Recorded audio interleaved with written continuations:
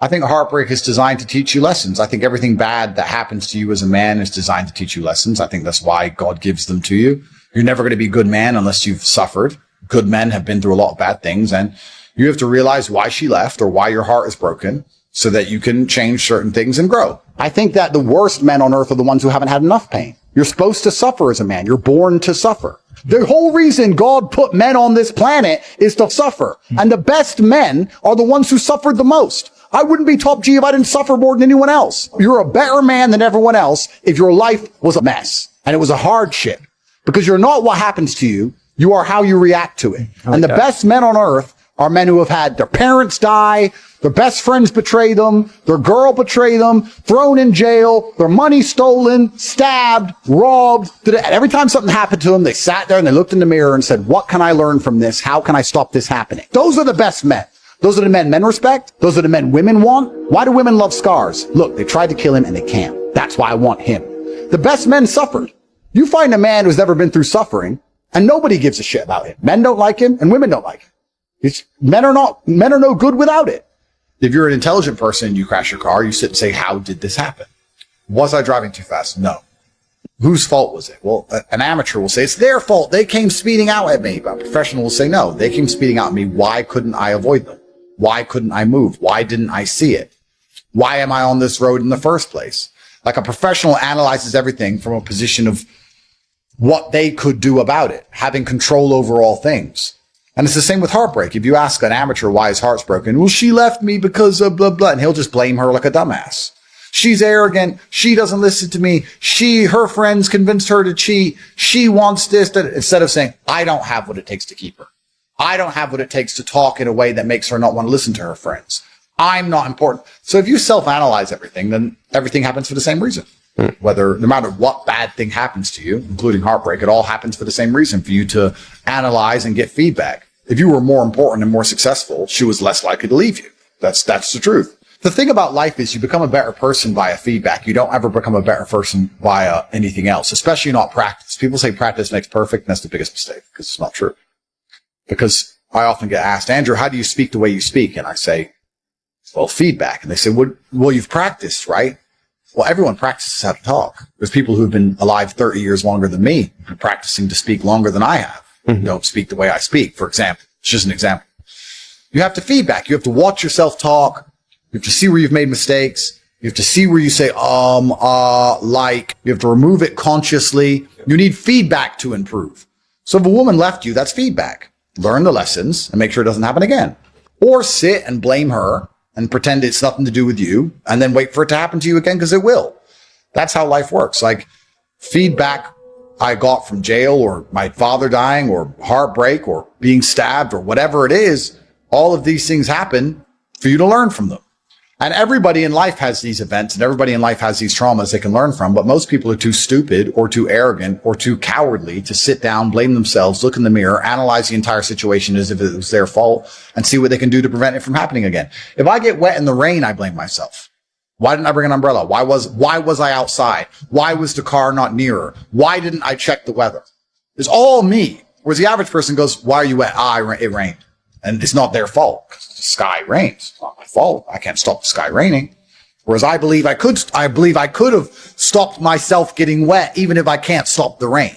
It's a mentality. Heartbreak teaches you the power of understanding that in life, things will always get better if you try to make them better.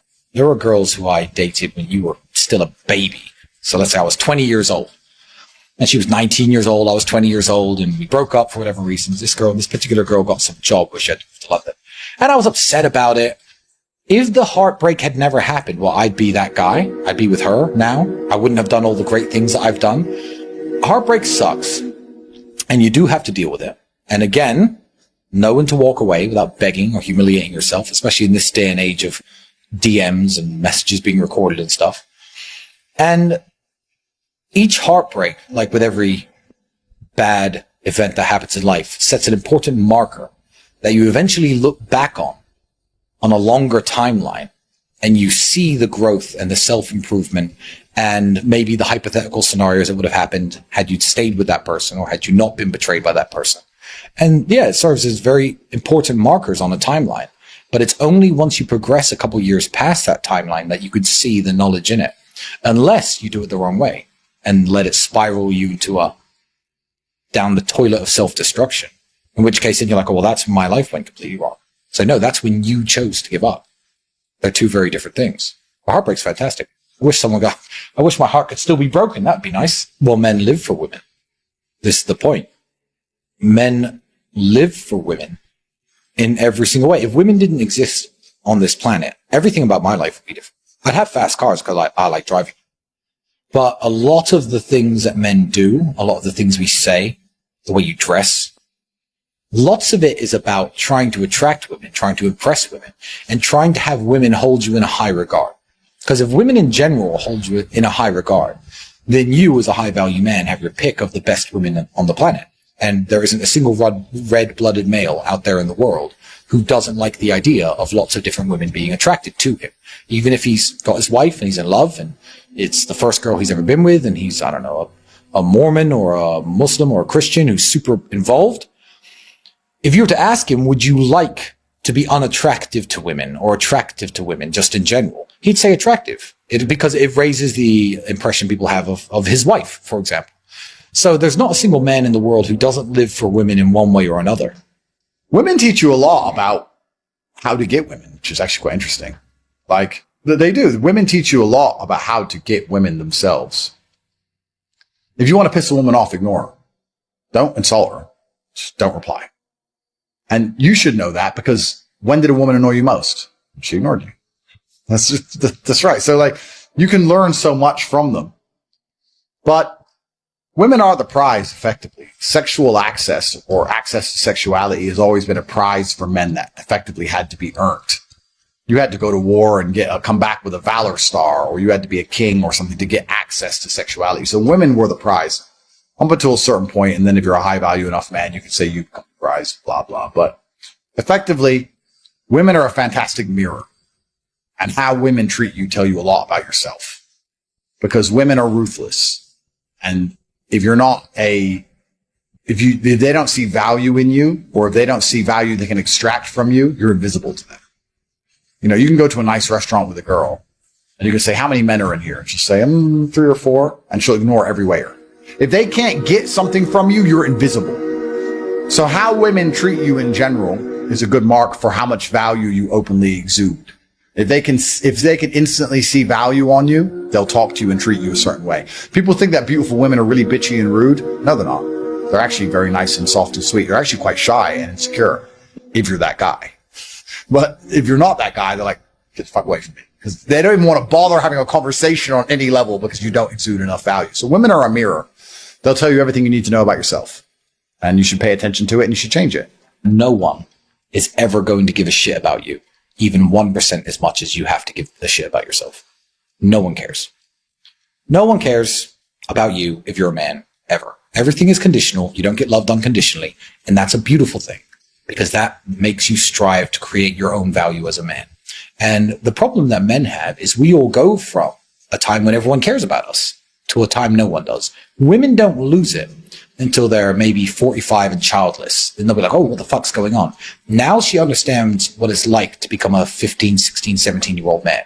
Because we've gone through the stage. I remember my aunts and uncles, hey, little Tristan, I remember, they all cared about me back then. Then you get to 16, 17, 18, you're out in the cold world and you're like, no one gives a fuck, do they? I can't pay my bills. I have no food. Nobody cares. Yeah, your mother and your father will care a little bit, but you have to care about them. So I'd say the duty of protection is the other way around once you become an adult.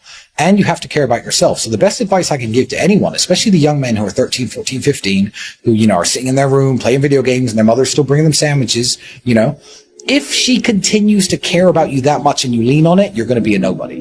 And if she says, okay, you're 18 now, get the fuck out of my house, you're going to be a nobody until you make something of yourself. So the best advice every young man needs to hear is nobody gives a shit about you at all until you make them give a shit. People give a shit about me and Andrew now. Why? Would you have given a shit about me if I just fucking stayed in my room playing video games from age 18 till now? No, you wouldn't know who the fuck I was. As a man, if you truly care about the world, you need to improve yourself first, because as a man, if you're not capable, your love means nothing anyway, right? You can say I'm a man and I love my dog, But if you can't feed that dog and you can't home that dog and you can't afford to take that dog to the vet and you can't protect that dog, then your love means nothing. Your love as a man is directly correlated to your competence and your capabilities. So when a man who is capable loves you, it means something. A man who's incapable loves you, it means nothing at all. So if you're incapable, not necessarily important, not necessarily financially successful person, it doesn't matter what you feel about anything because you could be replaced and nobody gives a shit. So if you truly care about that, I guess the lesson is if you truly care about an issue as a man, the first thing you should do is you should improve yourself. If you have a woman who you truly love, instead of buying her flowers every day, you should improve yourself. If you have a town that you truly love, instead of, I don't know what you would do, instead of telling everyone how great it is, you should improve yourself and you should start a business in that town so that there's more jobs in that town. It doesn't matter what it is. Self-improvement is the answer to showing your love for anything as a man. So when I see people say, oh yeah, I really love my girlfriend or whatever, and then I look at the guy, I say, no, you don't. Because if you did, you wouldn't be sleeping so long. You wouldn't be so insignificant. You'd be trying harder in some way. You'd be doing something. You're not doing anything. If you're not doing anything, you don't love anybody. I would say to all the young men out there who see me as a source of inspiration, motivation, knowledge, I'd again say something similar than I said to my brother. I'd say if I exist or not, if I speak or not, if I do podcasts, if you hear my voice, it doesn't matter. You can do all of this without me as a source of motivation. Everything I've tried to say to you and everything I've tried to tell you, I've meant it because I care about not you personally, but the way that men are perceived in this world and the way men carry themselves in this world. And if you are a true fan of mine, don't get angry. Don't go nuts. Don't burn anything down. Don't let this become a moment in your life that spirals you down that toilet of self-destruction. You don't need me, and you can do this anyway. Best of luck. Your wife breaks your heart. If you're not going to work, you can't sleep anymore. You're upset. She's running around with a new dude. You see her Instagram story. She got some new guy. You're furious and you're angry and you're jealous and you're bitter.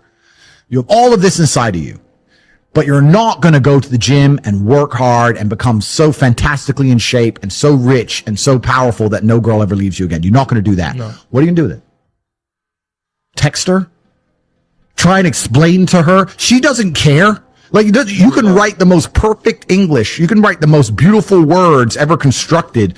Forget Shakespeare. You can do, it doesn't matter. She doesn't care. She just doesn't care. She's distracted. She forgot about you. She forgot about you.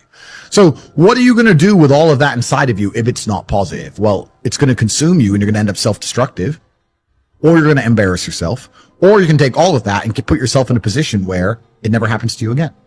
Those are the choices. So what's the most intelligent choice to make? Yeah. You know, I don't understand how many humans function in the world today. I don't get people who don't think like me. I don't understand it. I'm like, well, then how have you survived this long? Life is hard.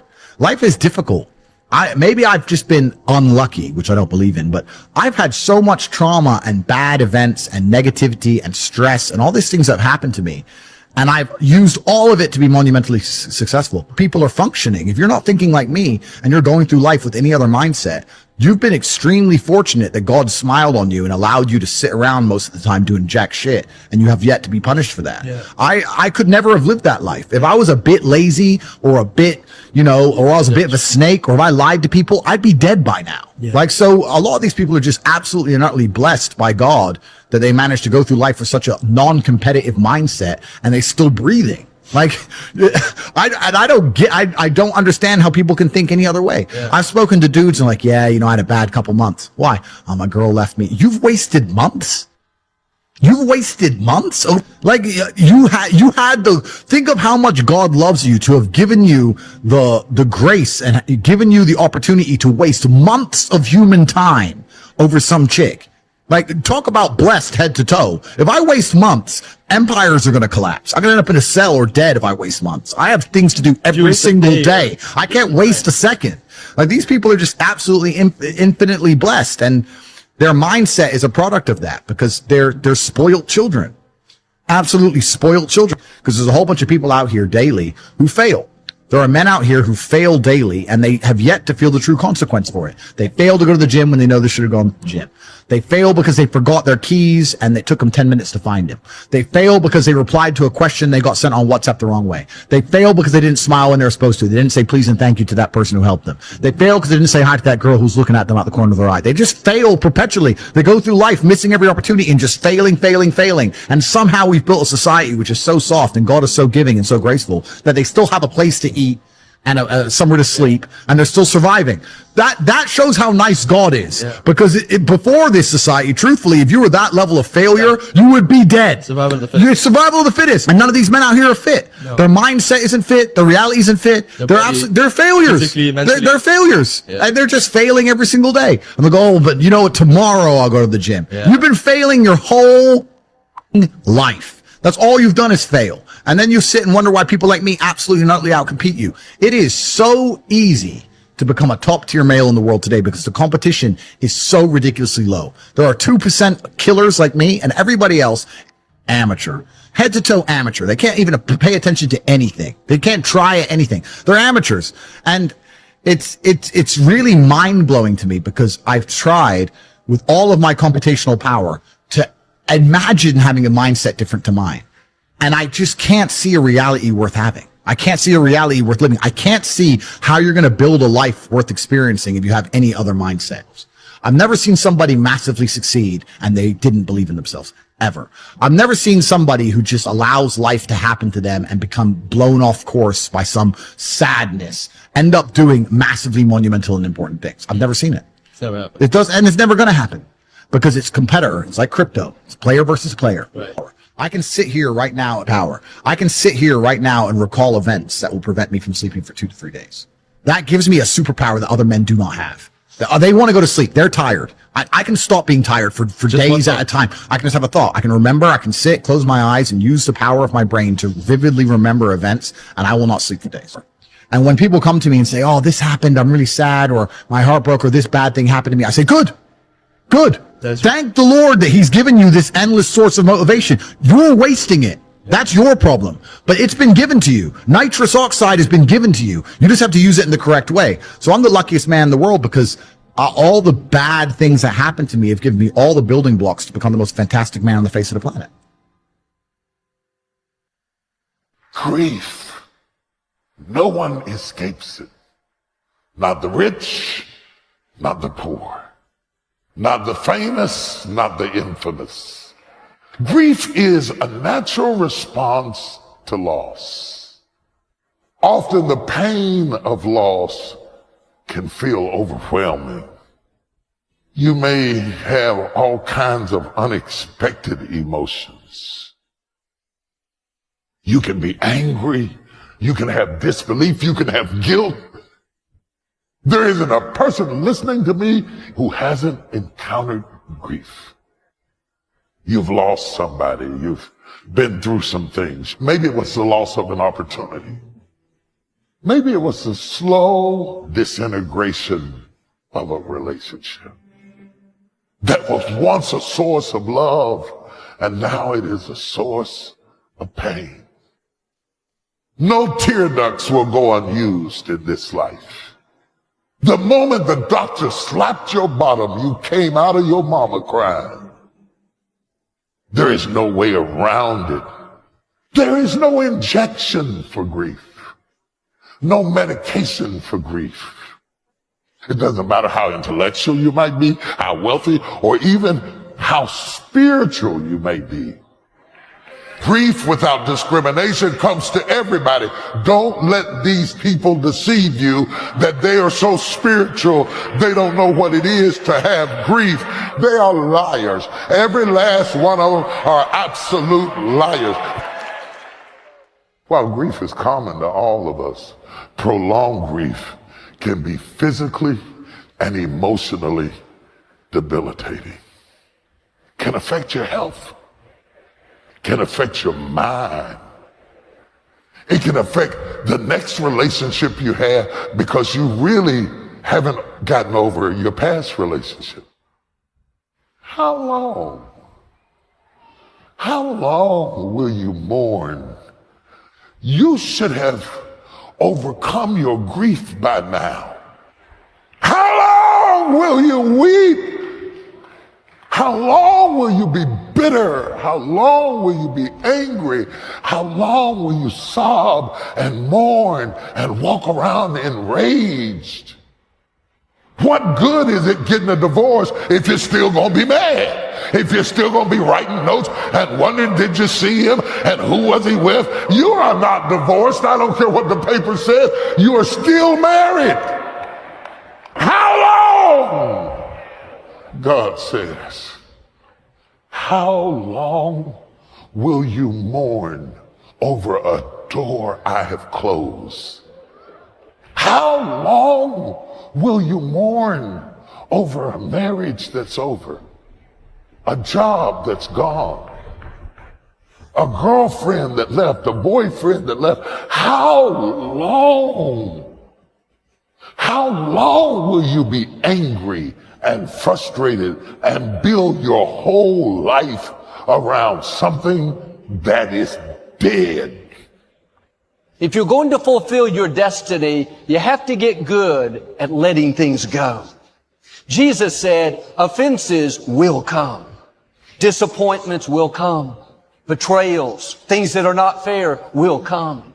How you handle the hurts will determine whether you move forward or whether you get stuck, bitter over what didn't work out. How many people are living wounded over how they were raised, a friend that walked away? They wonder why they don't have good relationships. It's because they haven't healed. God brings a new person, but they're so insecure. This new person has to keep them fixed. The problem is that's not sustainable. Until you let go of what didn't work out, that wound is going to hinder you wherever you go. You would be shocked at the people who get up every morning with a heart full of grief. And it comes out in their speech, and it comes out in that snappy way they confront you, and you think they're mean. They're not really mean. They're still grieving. How long?